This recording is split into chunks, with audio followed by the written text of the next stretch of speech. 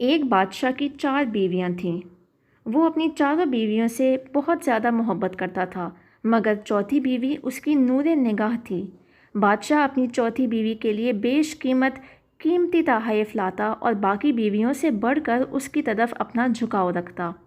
بادشاہ کی تیسری بیوی انتہائی خوبصورت تھی اور بادشاہ ہمیشہ دربار میں اس کو اپنے ساتھ تخت پر بٹھاتا تھا۔ بادشاہ کی دوسری بیوی سمجھدار، بردبار، مہربان اور تحمل والی خاتون تھی، اور بادشاہ جب بھی کسی مشکل سے دوچار ہوتا تھا اپنی دوسری بیوی سے مشورہ کرتا اور اس کے مشوروں سے فائدہ حاصل کرتا۔ بادشاہ کی پہلی بیوی انتہائی وفادار خاتون تھی۔ اس کا بادشاہ کی سلطنت حاصل کرنے اور بادشاہ بننے میں ایک بڑا کردار تھا، مگر بادشاہ اسے نظر انداز کر دیا کرتا تھا اور کبھی اس کے کسی کام کی تعریف نہیں کی تھی۔ پھر ایک روز بادشاہ بیمار پڑ گیا اور بیماری اتنی بڑھ گئی کہ اسے اپنے دنیا سے جانے کا وقت قریب نظر آنے لگا۔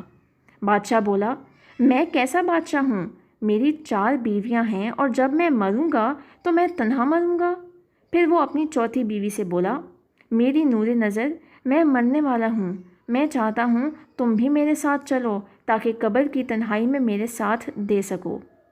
چوتھی بیوی نے بادشاہ کی یہ بات سن کر منہ دوسری طرف پھیر لیا اور پھر کمرے سے باہر چلی گئی۔ دوسری دفعہ بادشاہ نے اپنی تیسری بیوی سے یہی درخواست کی، مگر اس نے بھی ساتھ چلنے سے انکار کر دیا۔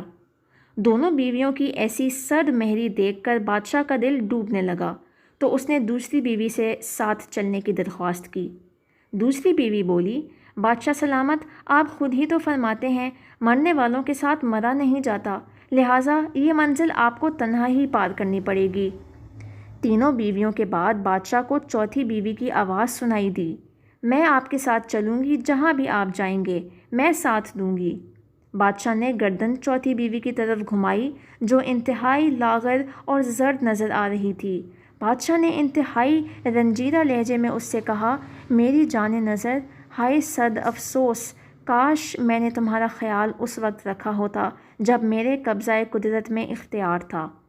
یہ کہہ کر بادشاہ کا سر ایک طرف گر گیا اور وہ اس دار فانی سے کوچ کر گیا۔ حقیقت یہ ہے کہ یہ کہانی ہر انسان کی زندگی کی عکاسی کرتی ہے۔ ہر انسان کی زندگی میں 4 بیویاں ہوتی ہیں۔ چوتھی بیوی اس کا جسم ہے، جس کو توانا رکھنے کے لیے وہ ساری زندگی کوشش کرتا ہے، مگر ایک دن اسے یہ جسم چھوڑنا پڑتا ہے۔ تیسری بیوی اس کا مال اور منصب ہے، اور مرنے پر یہ بھی چھوٹ جاتا ہے اور دوسروں میں تقسیم ہو جاتا ہے۔